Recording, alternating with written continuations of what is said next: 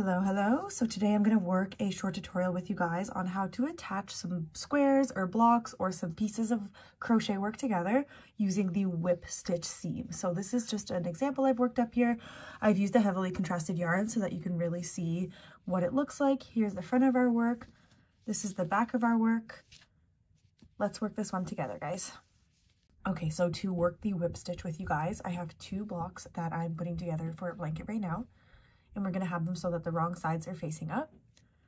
Then you're going to have a contrasting yarn color if that's your desired look. I'm going to use contrasting so that you can really see what the whip stitch looks like. If you're wanting to blend it, try to use a color that's either very similar or the same color.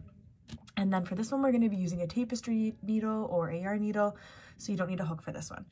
First things first, we're going to take our blocks and we're going to grab them like this and put the right sides together and line up the corner where we're going to start. So I know I'm starting over here. I'm going to line this up and I'm just going to set it aside very quickly.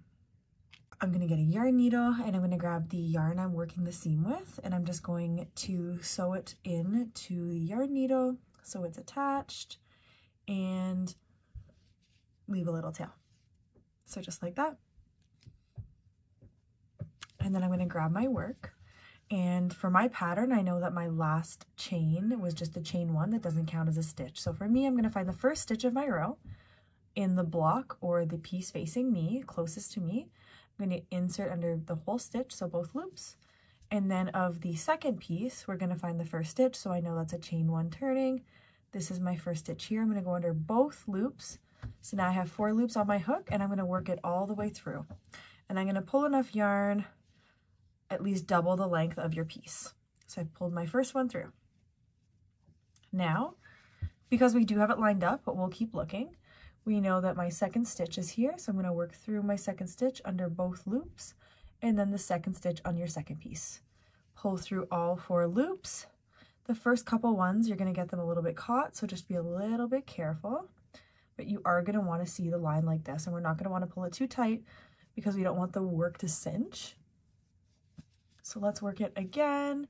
Find your next stitch, work under both of the loops, followed by the stitch on the other side that lines up with it, and pull it through again so you have that nice line like that. And that is the whip stitch. So you do want to just make sure that you're always working from the front of your work to your back of your work, and that you're working under both loops of each stitch of the pieces that you're trying to seam together or sew together. So I'll show you again here. I'm going to work into the piece closest to me, the first, the next stitch under both loops, and then the piece farthest from me under both loops of the next stitch, making sure that they're lined up, and then pull it, and then just make sure you have a pretty even, consistent tension for all of the pieces or all of your whip stitches, because you want it to look even when you're done. So work this all the way across, and then what we can do is meet up at the end and kind of see what it looks like on both sides together.